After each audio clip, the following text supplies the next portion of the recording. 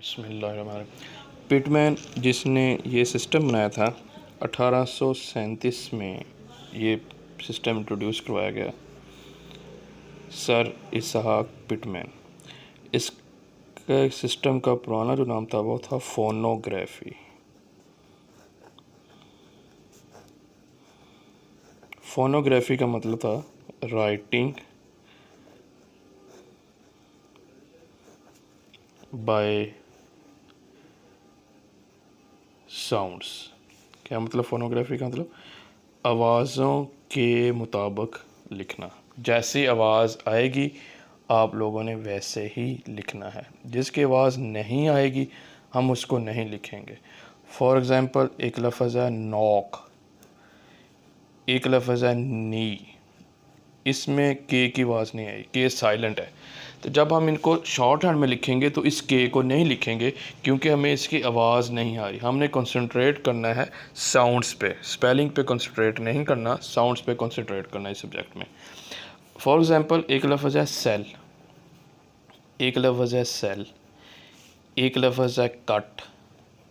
इसमें इसकी आवाज़ सेल, इसकी आवाज़ भी सेल, दोनों के सेम साउंड्स हैं। इसका मतलब है कि जब हम इसको शॉर्ट हैंड में लिखेंगे तो बिल्कुल एक जैसा लिखेंगे क्योंकि साउंड्स एक जैसी है।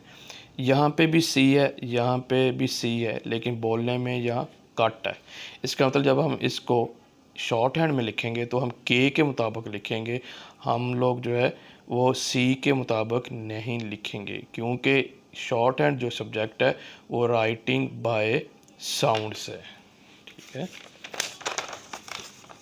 पिटमैन ने कहा कि इंग्लिश में जितनी साउंड्स हमें सुनाई देती हैं वो मुश्तमिल होती है कॉन्सोनेंट पे, कॉन्सोनेंट्स पे, वॉवल्स पे और डिफ्थोंग पे। पिटमैन ने कहा जितनी साउंड्स हमें इंग्लिश में सुनाई देती हैं वो मुश्तमिल होती है कॉन्सोनेंट में, वॉवल्स में, या वो डिफ्थोंग्स होते हैं। डिफ्थोंग्स को हम लोग बाद में डिस्कस करेंगे कि यह क्या होते हैं। अभी हमने समझना है कि कॉन्सोनेंट में और वॉवल्स में क्या डिफरेंस है। एक लफ्ज़ इस्तेमाल किया पिटमैन ने, ऑडिबल फ्रिक्शन। ऑडिबल फ्रिक्शन का मतलब होता है मुंह के कोई से दो हिस्से अगर आपस में टच हों तो हम कहेंगे कि यहाँ पे ऑडिबल फ्रिक्शन पैदा हो रही है। अगर ऑडिबल फ्रिक्शन पैदा हो तो वो कॉन्सोनेंट्स हैं, अगर पैदा ना हो तो वो वावल्स होते हैं। ऑडिबल फ्रिक्शन जैसे पी बोलते हैं तो दोनों लिप्स आपस में टच होते हैं तो हम कहेंगे कि पी कॉन्सोनेंट है क्योंकि यहाँ पे ऑडिबल फ्रिक्शन पैदा हो रही है। और अगर ऑडिबल फ्रिक्शन पैदा ना हो जैसा कि ए, ई, आई, ओ, यू, कहीं भी इनको अदा करते वक्त ऑडिबल फ्रिक्शन पैदा नहीं हो रही, इसीलिए हमने कहा कि ए, ई, आई, ओ, यू वावल्स हैं। ये आपने इंग्लिश में 5 पढ़े। कहीं भी हवा में कहीं भी फ्रिक्शन पैदा नहीं हो रही बल्कि हवा में, हलक में ये बोले जा रहे हैं। कोई भी हिस्सा किसी हिस्से को टच नहीं कर रहा, ज़बान, टीथ, लिप्स कुछ भी टच नहीं हो रहे।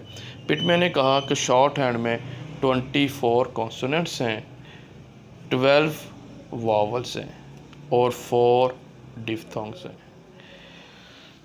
इंग्लिश में आपने अभी तक 5 वावल्स पढ़े थे लेकिन शॉर्ट हैंड में टोटल 12 वावल्स हैं जो कि आइंदा आने वाले वक्त में हम लोग इसको क्लियर करेंगे।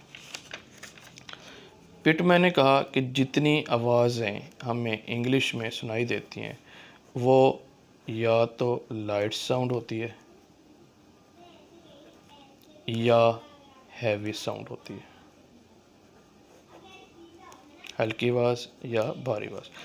मिसाल के तौर पे अगर हम बोलते हैं पी, ये कहता है लाइट साउंड है, लेकिन जब बोलते हैं बी बोलते वक्त पी की निस्बत थोड़ा सा मुंह को ज़ोर लगाना पड़ता है और बी इसलिए हैवी साउंड है as compare to P.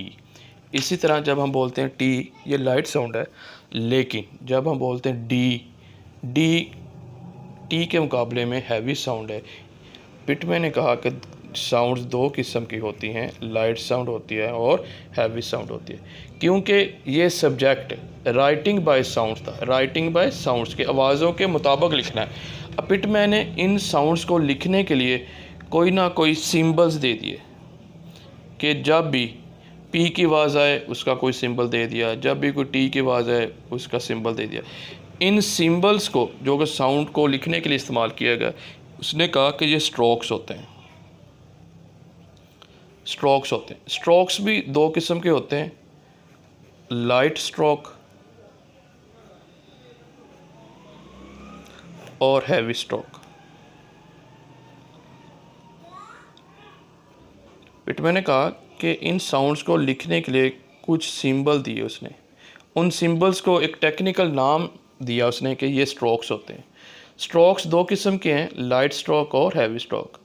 Pitman ने कहा लाइट साउंड के लिए लाइट स्ट्रोक इस्तेमाल किए जाएंगे, हैवी साउंड के लिए हैवी स्ट्रोक्स इस्तेमाल किए जाएंगे। अब यहाँ पे सवाल पैदा होता है कि लाइट स्ट्रोक्स में और हैवी स्ट्रोक्स में क्या फ़र्क है। यहाँ हैवी स्ट्रोक्स से मुराद डार्क है, थिक नहीं है, डार्क स्ट्रोक्स हैं, गहरे लिखने हैं आपने।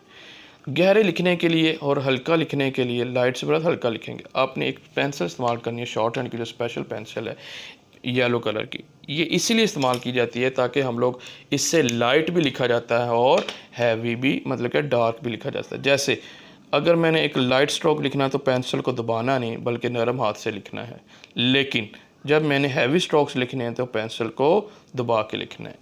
ये इसकी निस्बत हैवी, इसकी निस्बत डार्क नज़र आना चाहिए। जैसे ये लाइट स्ट्रोक है और ये हैवी स्ट्रोक्स है, पेयर में लिखे जाएंगे।